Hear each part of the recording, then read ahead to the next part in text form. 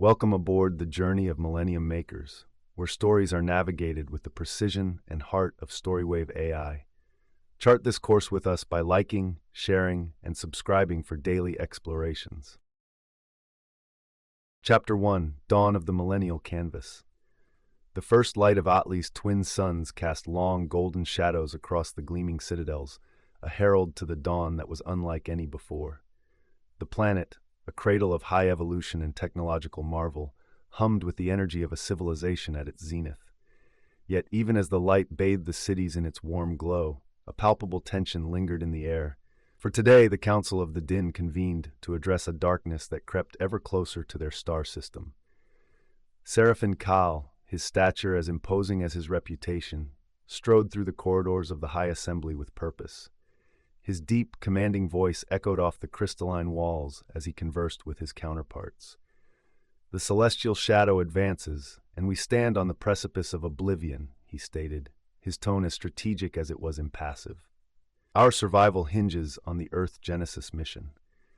Whispers circulated among the gathered Din, their luminous eyes reflecting both the gravity of Seraphin's words and the brilliance of the Assembly's chamber.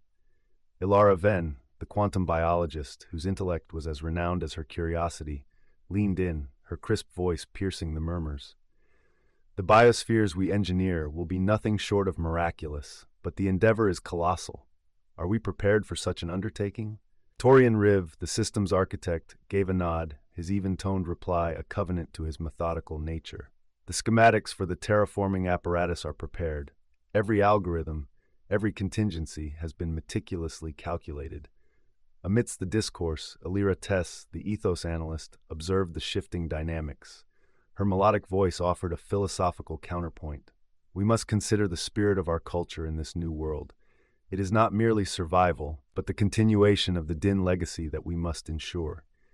The Council's chamber, a vast dome adorned with the moving holographs of distant galaxies, served as a covenant to the Din's mastery over space and time. Here, the decision would be made, a vote that would seal the fate of their species. As Seraphin addressed the assembly, his image was cast across the chamber, a giant amongst his peers, his vision for their future single-minded. "The millennial canvas awaits our hand. Will we falter in the face of extinction, or will we paint a new dawn for our kind?" The chamber fell silent as the vote was cast. With a unity that had long defined the Din, the Council approved the Earth Genesis mission. Applause resonated, a dissonance of hope and resolve. Yet not all hearts were alight with the prospect of a new beginning. In secluded alcoves, discrete factions voiced their dissent. The cost, both in resources and in the potential for unforeseen consequence, is too high, they argued, their fears a low hum beneath the surface of the triumph. But the wheels of progress were now in motion, the designs set to become reality. The Din would embark on their cosmic odyssey, their technological prowess their greatest ally in the quest to seed a barren world. The Earth Genesis mission, led by Seraphin Kal, promised a future, a covenant to their legacy as the Millennium Makers. Chapter 2: Gathering of Elements. Amidst the void, where silence reigned supreme, a symphony of celestial engineering was underway. The vast expanse of space, a canvas of infinite darkness, was about to bear witness to an act of creation that defied the imagination. Torian Riv, the mastermind behind the grand design, watched as the Din engineers orchestrated the movements of comets with precision that bordered on the divine. On the command deck of the flagship, the air was electric with anticipation. The crew members, stationed at their consoles, monitored the trajectory of the icy travelers that were to become the foundation of a new world. "Adjust the gravitational slingshots. We need more angular momentum for the merger," Torian directed, his voice even-toned, his focus absolute. Ilara, standing beside him, analyzed the data streams flowing in like a river of light. "The elemental composition is ideal. These comets bear the seeds of life as we know it," she affirmed, her voice crisp and confident. As the comets drew closer, a dangerous ballet unfolded. The vast asteroid belt loomed ahead, a treacherous maze of tumbling rock and metal that had spelled doom for many a celestial voyager. "Steady," Torian commanded. "We've navigated through worse. Trust in our calculations." But in the depths of space, even the best-laid plans could falter. An unforeseen gravitational anomaly sent a rogue comet veering off course, hurtling towards the delicate operation. Alarms blared, piercing the calm of the command deck. Torian's fingers danced across the console, his mind racing to avert disaster. "Divert power to the deflection grid," he ordered. The crew sprang into action, a flurry of activity as they fought to regain control. Alira, her voice a contrast to the chaos, offered calming words to the crew. "We are the Din, bearers of knowledge and wisdom. This challenge will not best us," she intoned, her demeanor unshaken. With moments to spare, the deflection grid activated, sending out a pulse of energy that nudged the wayward comet back into alignment. The crew let out a collective sigh of relief, their faith in their system's architect reaffirmed. And then, as if acknowledging their triumph, the cosmos itself seemed to pause. The comets, guided by the hands of the Din, embraced in a slow, inexorable collision. A flash of light, a burst of newly freed particles, and the rough beginning of Earth took shape, a sphere of rock and ice, the first step in a journey toward life. Seraphin, observing from a distance aboard another vessel, nodded his approval. "Today, we have achieved what many thought impossible. This is but the first brushstroke on our millennial canvas," he declared, his deep voice resonating with the weight of their accomplishment. Yet, even as they celebrated, the discreet factions whispered of the dangers still to come. "We have tempted fate this day," they murmured. "What other trials await us in the darkness?" The chapter closed on the Din, united yet aware of the perils that lay hidden among the stars. The Earth Genesis mission had begun, not with a whimper, but with a cosmic dance of fire and ice, a confirmation to the technological wonder at the heart of their saga. And as the newborn planet slowly took form, it stood as a silent promise of the greatness they would pursue, a confirmation to the unstoppable spirit of the Millennium Makers. Chapter 3: The Inks Orb Descent. Seraphin, whose deep voice had once rallied the council to action, now stood on the observation deck of the lead terraforming vessel, gaze fixed on the view screen. "This is the moment where our futures are forged," he spoke solemnly. "The precision of the Inks Orb's insertion must be flawless." Beside him, Torian, the man of systems and structure, manned the controls with a focused intensity.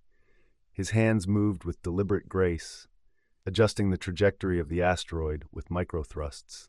"The calculations are sound," he reassured. "Every variable has been accounted for." Alara, whose sharp intellect was only matched by her curiosity, peered over the data that streamed like a digital waterfall. "The orb's energy matrix is stable," she confirmed. "The power surge upon impact will initiate the core's dynamo, setting the stage for a magnetic field." The crew around them worked in a symphony of silent coordination, every Din knowing their role in this delicate dance of cosmic forces. Alira, with her philosopher's insight, observed the crew. "Today we are not merely engineers," she reflected. "We are weavers of destiny, our threads binding the very essence of a world." The tension mounted as the asteroid approached its target.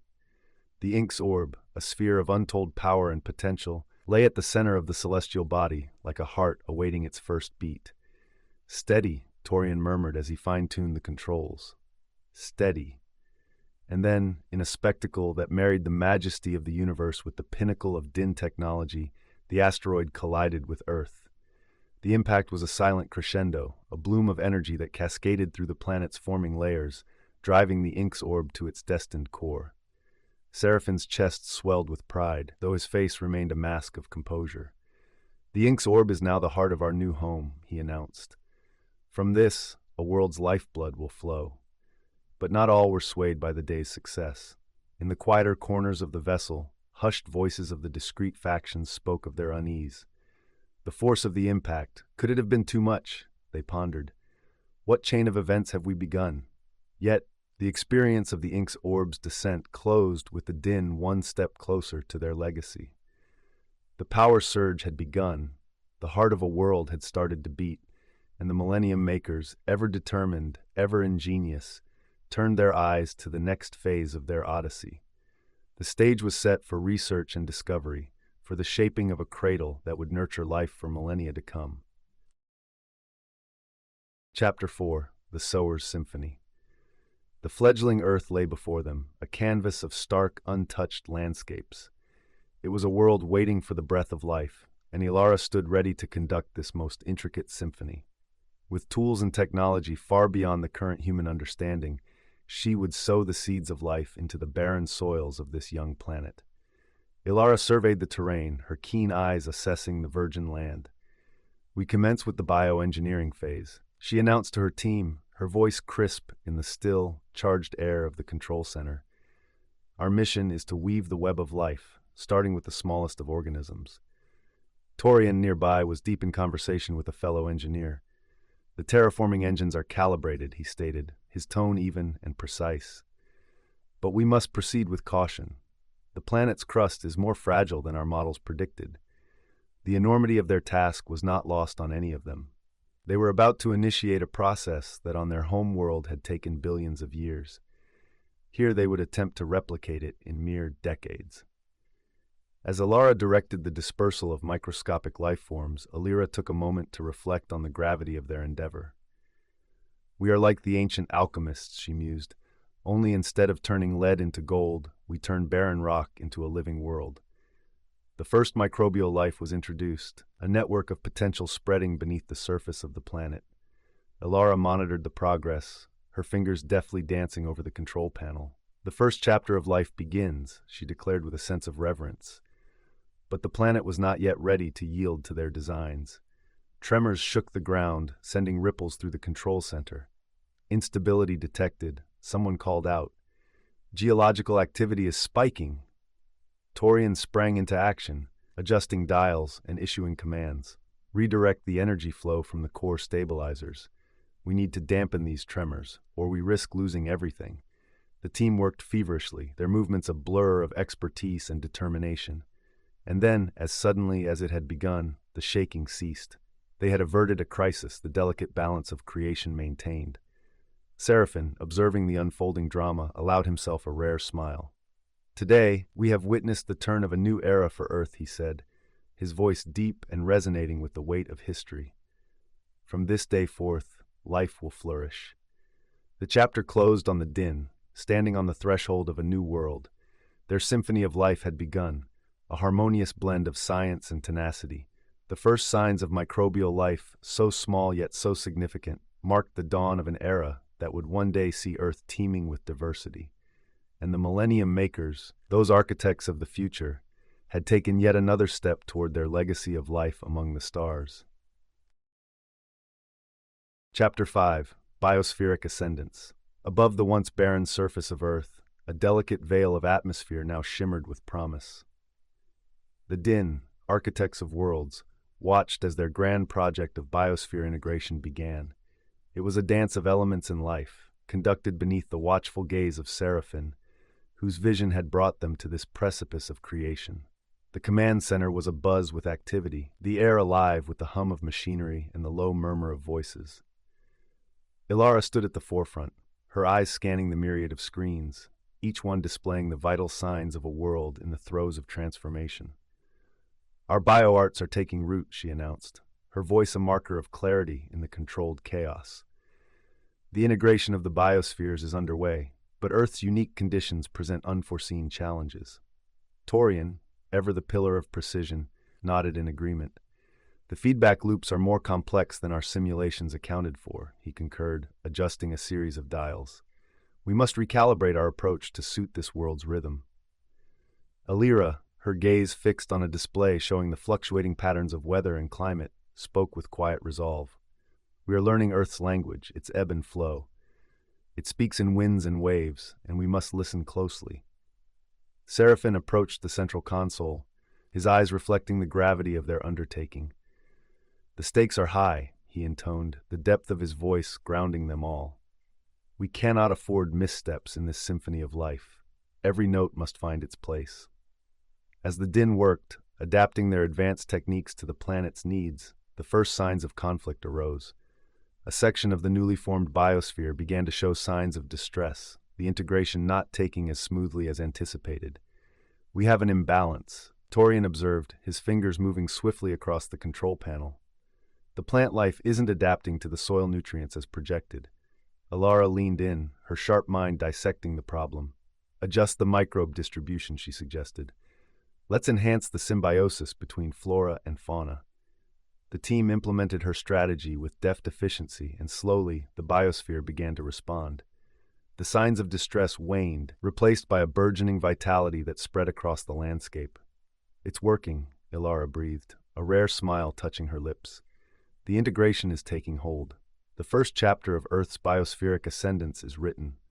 Seraphin watched as the once desolate planet began to pulse with life.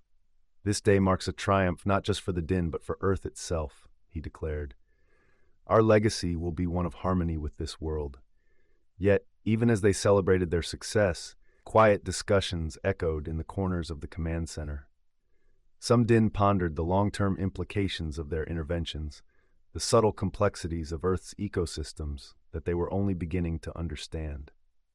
The chapter closed with Earth's atmosphere stable and life taking its first tentative steps under the Din's watchful guidance. The grand project of biosphere integration faced its trials, but through ingenuity and adaptability, the Din had navigated the complexities of their task. The world they were shaping was becoming a confirmation to their mastery, a canvas upon which the greatest story of life would unfold. Chapter 6: Harmony and Dissonance.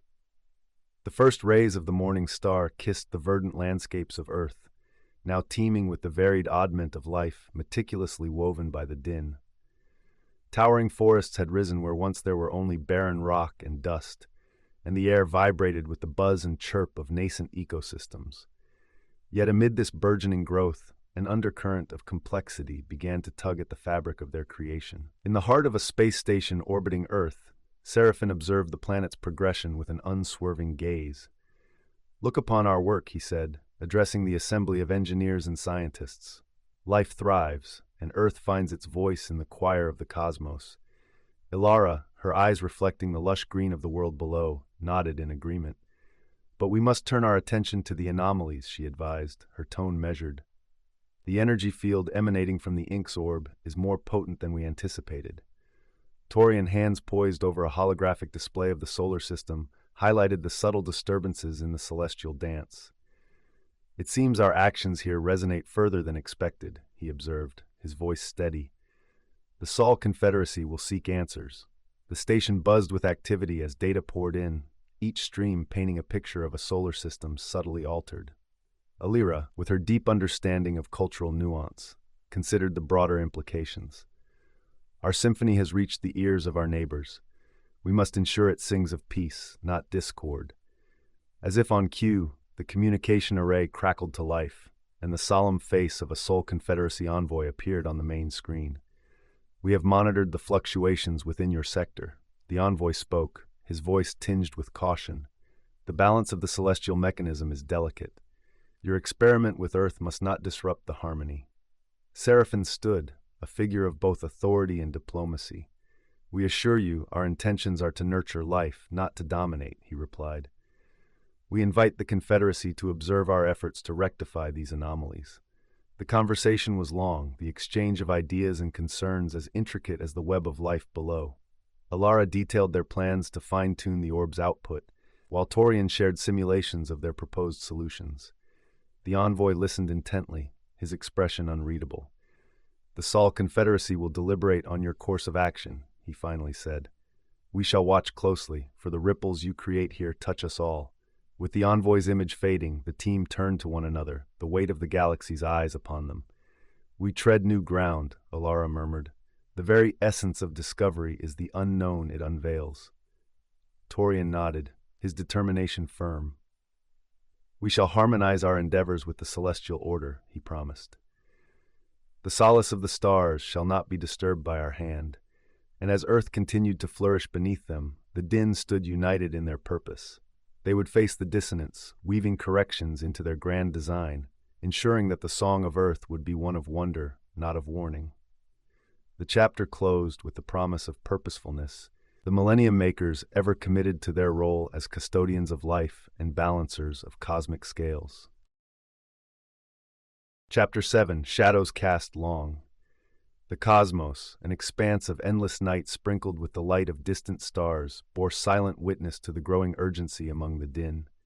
Atli, the birthworld of this advanced species, now faced a creeping darkness that pulled at the edges of the galaxy, its approach like the slow crawl of nightfall. In the council chamber, under the dome of swirling constellations, a gathering of din debated their fate. Seraphin, whose steady hand had guided their people through the stars, stood firm. "The darkness hastens," he stated. "We must accelerate the migration to Earth. Our future lies within its thriving embrace." The chamber buzzed with the murmur of many voices. Torian, his brow furrowed in concentration, turned to Alara. "The systems on Earth are stable, but can they support the influx of our kin?" Alara, her gaze locked on a datapad, nodded slowly. "Earth will become our refuge, the new cradle for our kind. We must trust in the biospheres we've nurtured, yet not all shared in their certainty. To abandon Atli is to forsake our heritage." A voice rang out. Its owner, a din of considerable standing, stepped forward. His name was Kalem, and his words carried the weight of history. "Must we sever our ties to the world that birthed us?" Seraphin turned to face him, his demeanor unyielding. "Atli has nurtured us, yes, but to cling to it in the face of extinction is folly. We must look beyond, to Earth." Elira, who had always served as a bridge between the heart and mind of her people, spoke with gentle conviction.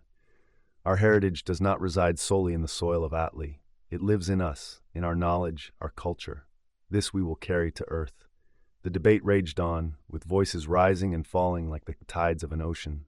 The schism grew, a rift between those who felt the pull of Atli's legacy and those who looked to Earth's horizons. Seraphin raised his hands, calling for silence. "Let us not be divided in the shadow of our greatest challenge. The decision lies with each of us, but our purpose remains united to ensure the survival and prosperity of our species." The chamber quieted, the din considering the weight of his words. "Then let us cast the vote," Kalem finally said. "Let the will of our people chart our course through the stars." One by one, the din cast their votes, a chorus of individual voices that would determine the fate of their civilization. The result was a conglomerate of choice, some choosing to stay, others to go, but all bound by the common thread of their shared destiny. As the journey closed, the decision was made. More would journey to Earth, embracing it as their new home, while others would remain, guardians of what once was. The shadows cast long over Atli, but the light of hope burned ever bright in the hearts of the din, the Millennium Makers, as they forged their path into the unknown. Chapter 8, New World, Old Divisions. The Earth, a blue-green orb suspended in the vacuum of space, had begun to pulse with the vigor of life. Its surface, once barren, now boasted sprawling forests and vast oceans, all under the watchful eye of the din, the architects of this grand rebirth. Yet, as the latest ships descended, carrying more of their kind, the seeds of ancient discord threatened to sprout amidst this newly forged paradise. Seraphin, the chief architect of this new world, stood on a promontory overlooking a vast plain where newcomers were setting foot on their future home. His deep voice carried across the winds to those gathered. "Let this world be a flare of our unity, not a mirror of past rifts," he urged. Among the arrivals was Varek, a din of noble lineage on Atli, whose presence was as commanding as his lineage was ancient. "Seraphin, our leader, the divisions we knew on Atli are not easily forgotten," Varek intoned, his voice resonant with the authority of generations. "We must address the governance of this new society." Ilara, who had been instrumental in the nurturing of Earth's nascent ecosystems, joined the conversation. "We have a chance to redefine ourselves here," she suggested, her tone indicative of her hope for the future. "Let us not be bound by the old ways, but let us forge new paths in this untouched world." The dialogue between the din unfolded like a welter, each thread a viewpoint, a history, a hope. Torian, his mind ever focused on structure and order, weighed in. "Systems of governance must evolve just as we have. Our technology has carried us across the stars. Let our social constructs do the same." Elira observed the interplay from the sidelines, her insights into the din psyche invaluable. "We are both the sowers and the harvesters of our fate," she commented. "The society we build must reflect the best of us, not the shadows of what we once were." Yet, as the discussions continued, it became clear that old habits die hard. A faction led by Varek insisted on maintaining the hierarchies that had long defined din society. "There must be order. and that order requires leadership that understands the weight of history, he maintained. Seraphin listened, his gaze sweeping over the assembled din, each one a part of the great endeavor that had brought them here. Our history is not forgotten, but it must not chain us, he countered. We stand on a world reborn, and earnest to what we can achieve when we are united. The debate stretched long into the Earth's cycle of night and day, the political tensions ebbing and flowing like the tides of the oceans below. It was a reflection of their deepest convictions, a battle of wills not fought with weapons, but with words. As the experience drew to a close, the din remained at an impasse, the unity of the Millennium Project hanging in the balance. Yet amid the discord, the Earth continued to bloom, a silent observer to the trials of those who sought to call it home. The challenge now was not only to cultivate the world outside, but to nurture the world within, to bridge the divisions that had journeyed across the stars to find root in new soil. Chapter 9. The Solar Strife. In the vastness of the cosmos, where the stars are scattered like jewels across the black velvet of space, the Sol Confederacy held their sacred star ritual, a tradition as old as the light from the distant suns. The energy field, an unseen force emanating from Earth's Inks Orb, pulsed quietly, a subtle wave rippling through the void. Unbeknownst to the din, it was this very pulse that would fray the fragile threads of peace. Aboard the lead vessel orbiting Earth, Seraphin surveyed the data streaming in from the Confederacy. His commanding presence, usually a source of assurance, was now clouded by the gravity of the news. Our actions have cast a shadow upon the Confederacy's stars, he declared, his voice deep, not with command, but concern. Ilara, her keen eyes reflecting the starlight from the console's screen, absorbed the information. The energy field has grown beyond our predictions, she acknowledged. It was never our intention to mar their skies or their customs. Torian, his hands steady despite the unfolding crisis, suggested immediate action. We must send an envoy, show them our commitment to conviction this. Our technology is capable of recalibration. The chamber teemed with voices, each din an expert in their field, each opinion a potential solution to the growing dissonance. Illyra, whose empathetic nature often bridged divides, spoke with a calm that belied the tension. We must listen as much as we speak, she urged. Understanding their reverence for the stars will guide our reparations. The decision was made swiftly. A delegation would be dispatched to the Confederacy, with Seraphin at its head. Aboard the sleek envoy ship, the atmosphere was thick with the urgency of their mission. As they approached the Confederacy's flagship, the grandeur of its construction was unmistakable, an instrument to a civilization that had looked to the stars as sacred guides. The envoy ship docked with a soft thud, the sound echoing through its corridors like a heartbeat. Seraphin was the first to disembark, his figure imposing yet diplomatic. He was met by the Confederacy's ambassador, a being of light and shadow, whose form seemed to ebb and flow with the space around them. "We come in peace, to mend what has been frayed," Seraphin intoned, his voice a deep timbre of sincerity. The ambassador's response was as fluid as their form, their voice a harmony of many tones. "Your peace is your intent, yet the skies tell a different tale. The sacred dance of our stars has been disrupted, and our people are adrift." The conversation that followed was a marathon of discourse, with Seraphin and his team proposing various technological remedies. Ilara detailed the modifications they could enact, while Torian outlined the precision with which they could implement them. But the ambassador was unmoved. "Your words are a balm, but they do not restore the dance that has been lost," they said. "Our people call for action, not promises." Back on Earth, the news of the Confederacy's discontent traveled swiftly. Among the din, the realization dawned that the harmony they sought to create had been replaced by a dissonance that echoed across solar systems. As it drew to a close, the Confederacy's ships mobilized, their intentions unclear but their trajectory unmistakable. The din, once heralded as Millennium Makers, now faced the cosmic consequences of their quest for life, a strife that spanned the stars. Their mission of innovation had become an odyssey of reconciliation, the outcome hanging in the balance like the fate of a star. Chapter 10. The Weight of Legacy. The new dawn bathed the earth in a soft glow, the light touching upon the green canopies and blue waters that the Din had so carefully cultivated.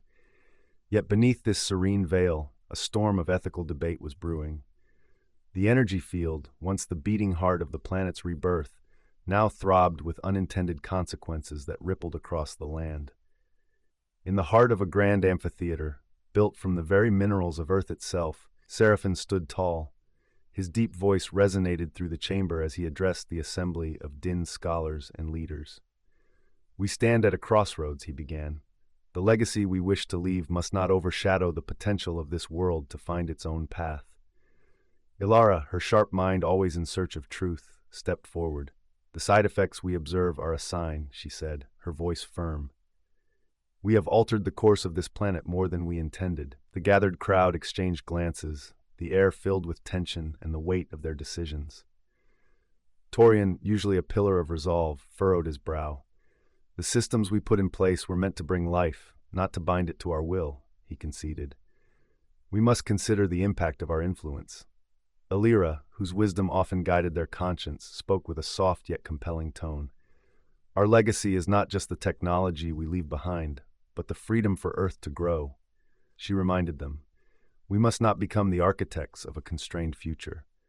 The debate that followed was fervent, the assembly divided. Some argued for the continuation of their guidance, ensuring the survival of the Din's culture and knowledge. Others advocated for stepping back, allowing Earth to evolve unguided by their hand. Varric, his voice echoing the strength of his convictions, made his stance clear.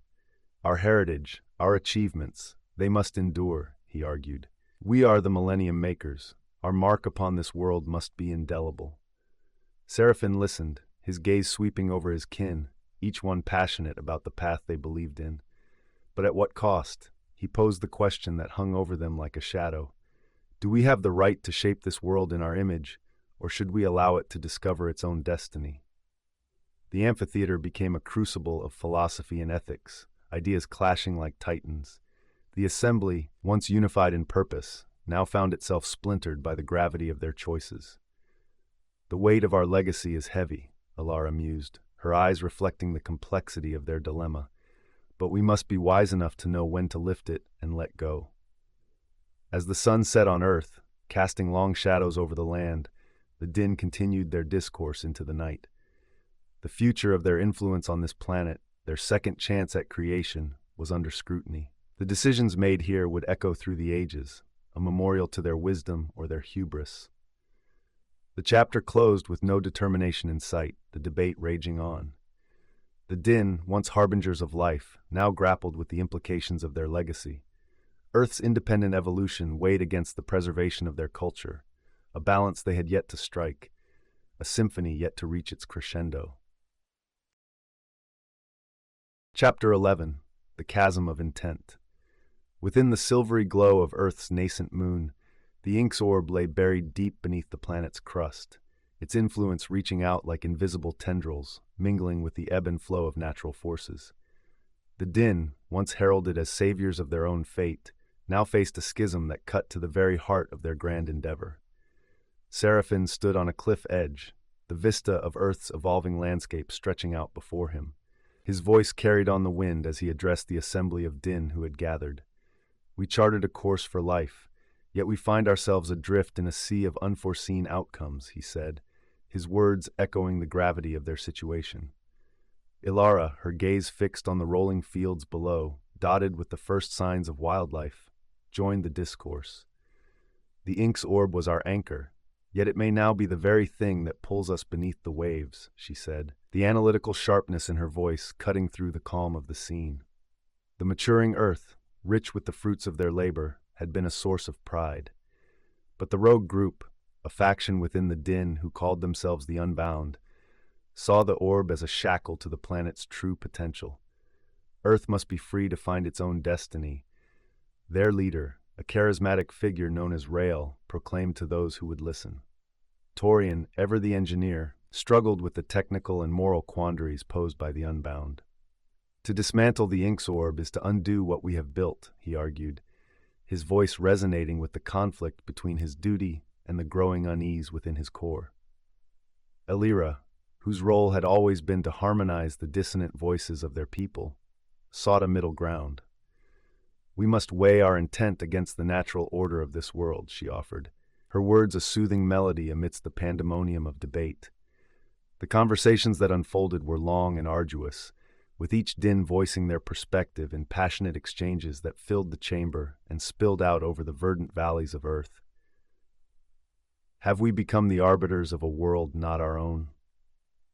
Seraphin posed the question to the assembly, seeking the wisdom of the many. Rael, his demeanor unyielding, spoke with a fervor that stirred his followers. "Our mission was to preserve life, not to constrain it with our ideals," he declared. "The orb's influence must end to allow Earth's true character to emerge." The debate raged as the dual moons crept across the night sky, casting long shadows that mirrored the divide among the din. "Our legacy must not be a cage," Ilara conceded, "but a foundation from which Earth can soar to heights unknown." The chapter closed with the Chasm of Intent widening, a rift between the original mission and the emergent consequences of their actions. The rogue group, the Unbound, moved in the shadows, their plans to free Earth from the Inks Orb's grip taking shape. The Din, once united in purpose, now faced a future where the weight of their legacy bore down upon them, a test of their conviction and the very essence of their identity as Millennium Makers. Chapter 12. The Soul of the Cosmos. Earth, with its azure oceans and emerald landscapes, had become more than a project to the Din. For some, it had become home. The air, rich with the scent of blooming flora, carried the songs of thriving fauna, a symphony of Earth's own making. Within this burgeoning paradise, the Din found themselves at an impasse, their unity fraying as individual allegiances shifted. Seraphin stood amidst the towering trees, the sunlight filtering through the leaves in dappled patterns upon the ground. "We came here with a purpose," he reminded those who gathered around him, his voice echoing the depth of their shared history. Ilara, with her feet planted firmly on the soil they had revitalized, looked up at the sky, a ragbag of blue and white. "Yet some of us hear the call of this planet," she said, her words thoughtful. "It speaks to us, and in its voice we find something unexpected." The conversation unfolded beneath the boughs, the Din exchanging their thoughts with the ease of leaves rustling in the wind. Torian, the architect of systems, found his certainty shaken by the murmurs of dissent. "Our technologies bound us to Atli, but here, Earth offers us a new bond," he confessed, his voice reflecting his internal conflict. Elira, who had always navigated the currents of culture and emotion, sensed the shifting tides. "There are those among us who feel the pulse of Earth as one with their own heartbeat," she observed, her tone a gentle probe into the essence of their dilemma. The debate that followed was not of logistics or technology, but of identity and belonging. A faction of the Din, led by a visionary named Alias, argued for a complete embrace of Earth and its natural evolution. "We are but a thread in the fabric of this world," Alias proclaimed, his words an invocation of change. "To weave ourselves into its destiny is to become part of something greater." But resistance came from those like Varric, who clung to the mission's original values with intense conviction. "Our legacy must not be diluted," he insisted, his stance as unyielding as the bedrock. The Din were meant to guide, not to merge and lose ourselves in foreign soil. The heart of the conflict lay bare as the Din grappled with the essence of their purpose. Were they the shepherds of life, or participants in its dance? The question hung in the air, unanswered, as the sun began to set, painting the sky with hues of fiery orange and peaceful purple. As the daylight faded, so too did the voices, their dialogue a witness to their struggle. The chapter closed on a world in the balance, the soul of the cosmos itself seemingly at stake. The Din's journey, once charted by the stars, now followed the contours of Earth's own dreams, and in this new dawn, they found their convictions tested by the very life they had sought to foster. Chapter 13. Harvest of Minds. The silver ribbon of the river wound through the lush greenery of Earth, reflecting the soft glow of the afternoon sun. The Din, with their towering intellect and advanced abilities, had sculpted the planet into a cradle of life. Yet beneath the serene landscapes, a storm of contention brewed over a discovery that threatened to unravel the very fabric of their existence. In the heart of the research complex, Seraphin's presence anchored the room as he addressed his fellow Din. Our energy field, he began, his voice firm with the weight of their shared past, has untapped depths. It beckons us toward a collective consciousness that could redefine our essence. Ilara, perched before an array of pulsating screens, absorbed the revelation. To elevate our minds is to touch the stars, she mused, her tone reflecting her boundless curiosity. Yet, should we surrender the solitude of our thoughts for such a horizon? The dialogue that ensued was rich with debate, as voices rose and fell in the chamber, a reflection of the churning tides of opinion among them. Torian, his fingers tracing the air as he manipulated a three-dimensional model of the energy field, weighed the implications. The potential for unity is unparalleled, he acknowledged. But at what price comes this harvest of minds? Alira, her words often a balm to their discord, interjected with a note of caution. We must tread carefully, she advised, her voice a gentle stream amidst the torrent of their discourse. The sanctity of the individual has long been our strength. Rael, once a champion of the unbound, now found himself an advocate for personal sovereignty. To merge into one is to lose the very spark that defines us, he argued passionately. Our autonomy is sacrosanct. The room became a crucible for their ideals, as each Din grappled with the prospect of transcending their individuality. We stand upon a precipice, Seraphin declared, his gaze sweeping across the assembly. Shall we leap into the unknown, or shall we cling to the shores of our personal islands? Varek, his stance as rigid as the ancient trees outside, resisted the pull towards collective consciousness. Our legacies are built upon the deeds of individuals, he countered. To dissolve that into the collective is to dilute our history. As night descended upon earth, cloaking it in a veil of stars, the Din continued their deliberations. The energy field's siren call to a higher state of being was alluring, yet fraught with the tension between the collective and the individual. The chapter closed with the debate unresolved, the Din standing at the threshold of a decision that would shape the destiny of their kind. The harvest of minds loomed as both a guidepost of unity and a specter of the loss of self. The Millennium Makers, those titans of thought and crafters of worlds, faced a choice that would echo through the memoirs of time, their strength and agility, tested not just in body, but in spirit. Chapter 14, Premonition of Permanence. The first rays of dawn crept over the horizon of Earth, bathing the terraformed landscape in hues of oranges and purples, a daily masterpiece unmarred by the touch of time. The Din, those timeless architects, stood on the brink of completion, their Millennium project nearing the zenith of its intended glory. Yet as the planet whispered promises of permanence, a shadow loomed, reaching with dark tendrils towards their creation. Seraphin, gazing out from the command center's panoramic viewport, observed the advancing darkness. "See how far we have come," he said to his assembled team, his voice a deep echo of their shared determination. Yet we must now stand firm against a force that seeks to undo our centuries of work. Ilara, her eyes never straying from the data screens, responded with a note of urgency. "The shadow force disrupts the very fabric of what we have woven here," she informed them, her hands deftly navigating the streams of information. "We must initiate the countermeasures we have prepared." Torian joined the conversation, his every movement exuding the confidence of one who had foreseen such challenges. "The planetary shields are ready," he confirmed. "The algorithms are designed to repel the shadow, to protect the fruit of our labor." Alira, standing beside a holographic model of Earth, contemplated the gravity of their situation. "We defend not just soil and sky, but the future of a world that has become part of us," she said, her voice resonating with the wisdom of their age-old culture. As the Din activated their defenses, the shadow danced like a wraith around the edges of Earth's energy field. The battle, silent and invisible to the naked eye, was a clash of titans in the cosmic arena. Seraphin broke the tense silence that had fallen over the command center. "This shadow that comes for us, it is but a test," he declared. "A test of our purposefulness and the strength of the world we have built." The Din, each at their station, worked in harmonious synchrony, their advanced technology an extension of their will. "The harmonics are fluctuating," Ilara announced, studying the patterns emerging before her. "Adjust the frequency of the shield emitters. match them to the shadow's resonance.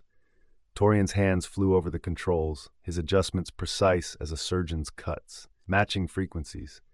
The shields are holding, but we must remain vigilant. The shadow, as though sensing its efforts were in vain, intensified its assault, its formless mass pushing against the planetary shields with newfound ferocity. It learns, it adapts, Alira observed, her tone betraying neither fear nor surprise. But so do we. We are the Din, children of the cosmos, and we shall not yield. Throughout the day, the battle raged on, the future of Earth and the Din hanging in the balance. Yet as night fell and the first stars began to twinkle in the darkening sky, the shadow receded, repelled by the might and ingenuity of its opponents.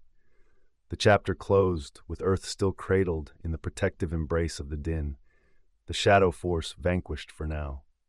The Millennium Project, a testament to a civilization's reach for greatness, stood adaptable, a lantern of hope in the vastness of space. The Din, united in their purpose, had demonstrated not only their technological prowess, but their unyielding spirit in the face of the unknown. Chapter 15, Convergence of Shadows. Across the canvas of space, where the blanket of eternity stretches into the abyss, Earth stood like a guidepost of life, its vibrant blues and greens glowing against the darkness. The Din, guardians of this lush orb, now faced the encroaching shadow force, a darkness that sought to engulf their guidepost. Seraphin, standing tall in the command center, surveyed the holographic displays that floated before him like specters. "The moment of reckoning is upon us," he said, his voice resonant with the wisdom of ages. "We must ready every tool, every piece of technology at our disposal." Ilara, her fingers dancing across the luminous panels, tracked the shadow's advance. "Our energy fields are at full strength," she reported, her tone even and focused. "The planetary shields stand firm." Torian, his eyes locked on the structural integrity readouts, added, "The core stabilizers are holding. We've reinforced them with every algorithm known to our science." Alira, the philosopher among them, watched the swirl of data with a contemplative gaze. "This shadow, it is more than an absence of light," she mused. "It is the antithesis of all we have achieved." Around them, the crew of the Din moved with purpose, each action a declaration to their resolve. "Our ancestors built the foundations of our knowledge," Seraphin continued, "and we have built upon them to reach new heights. Let us honor their legacy with our actions today." The shadow crept closer, a silent menace that threatened all they had nurtured. Rael, once a voice of defiance, now stood shoulder to shoulder with his kin. "We are Din, but we are also Earth's children now," he said, his voice strong.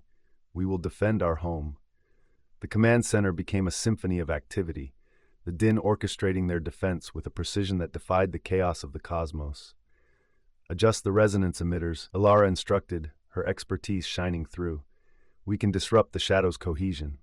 Torian worked feverishly, his fingers a blur over the controls. Resonance frequency adjusted. The emitters are responding. As the shadow collided with the planet's shields, a brilliant aurora of energy erupted across the sky, a display of raw power and beauty. "It's working," Ilara exclaimed. "The shadow is fracturing." But the victory was short-lived as the darkness reformed, pressing against their defenses with renewed vigor. "It learns, it adapts," Alira noted, her voice steady. "But so must we." Seraphin, a figure of unyielding strength, rallied his people. "Together we are a force greater than the sum of our parts. The shadow will not prevail," he declared. The Din united, channeling the full might of their advanced technologies into a singular, defining effort. Waves of energy pulsed from the planet, meeting the shadow in a crescendo of light and force. The chapter closed on a world on the edge of survival, its fate hanging in the balance as all converged in a final stand. The Din, masters of their craft, stood as one against the darkness, their firmness unbroken. Earth, their new home, was a declaration to their will, a world reborn, its fate now intertwined with those who had dared to defy the shadow's embrace. Chapter 16, The Crucible of Ideologies. Above Earth's atmosphere, where the stars observed the unfolding drama with a distant twinkle, the Din's craftsmanship and purposefulness were about to be tested as never before. The shadow force, a dark maelstrom of chaos, now clashed against the shimmering veil of energy that the Din had so meticulously woven. Seraphin, his figure a silhouette against the backdrop of control panels and readouts, faced his team. This is the hour where our beliefs, our very way of being, are tried in the fires of adversity, he said, his voice a calm force amidst the storm. Ilara, her fingers poised over a console, watched the data scroll like an ancient manuscript of fate. Our technology has carried us far, but it is the strength of our convictions that must see us through, she replied. Torian, his gaze fixed on the structural integrity readouts, nodded in agreement. The shadow tests not only our shields, but the purposefulness behind them, he added, his voice steady and resolute. Alira, standing beside the holographic projection of their beleaguered world, spoke up. We are Din, but Earth has become a part of us, she reflected. We must now defend it as we would our own. The command center became a hive of activity, with every Din moving with purposeful intent. We need to reinforce the energy lattice at Sector 7, Seraphin directed, pointing to a blinking section of the projection. Ilara quickly relayed the necessary commands, her expertise with their systems evident in her swift response. Directing additional power to the lattice, we will not let the darkness through. As the shadow loomed, a Din named Calum joined the dialogue, his voice carrying the weight of their shared history. Our ancestors dreamed of a future where knowledge and discovery were the cornerstones of our society. Today, we uphold that tradition. The shadow drew closer, a swirling abyss that sought to consume all in its path. Torian, with a deft touch, adjusted the frequency of the shields, harmonizing energies now. It's holding. The shadow is recoiling. The Din, their faces bathed in the glow of battle, worked in concert, their technologies a symphony of light and sound. Our unity is our strength, Alira said, her voice rising above the din. Together we will push back the night. Seraphin, his eyes reflecting the fiery determination of his people, gave the command. Channel all available energy to the front line. This is our final stand. The air crackled with power as the Din's energy field surged, meeting the shadow with a force born of desperation and hope. A brilliant cascade of light erupted, illuminating the command center and casting the shadow into stark relief. Then, as if acknowledging the Din's insurmountable spirit, the shadow began to dissipate, its form losing cohesion under the relentless barrage of energy.